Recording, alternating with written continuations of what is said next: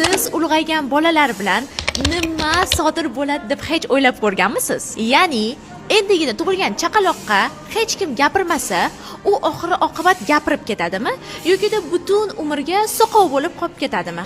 Bir zamonlarda podshohni bitta savol qiynagan. Inson til, ya'ni gapirish qobiliyati bilan tug'iladimi yoki uni o'rganadimi? Bu narsani tagiga yetish uchun eksperiment o'tkazishga qaror qiladilar. Endigina tug'ilgan 12 nafar chaqaloqlarni mahal, ya'ni sukut uyi deb nomlangan joyga yuboradilar va ularni soqov enagalar parvarish qilishadi. Lekin u yerda bitta kattagina qoida bor edi. Bolalar bilan gapirish qat'iyan man qilingan edi. Oradan 4 yil o'tdi. Esingizda bo'lsa, podshoh Akbar odamlar qandaydir ilohiy tilda gapira oladi deb ishongan edilar. Lekin o'sha sukut uyiga qaytganlarida hech qanaqa tilni eshitmadilar.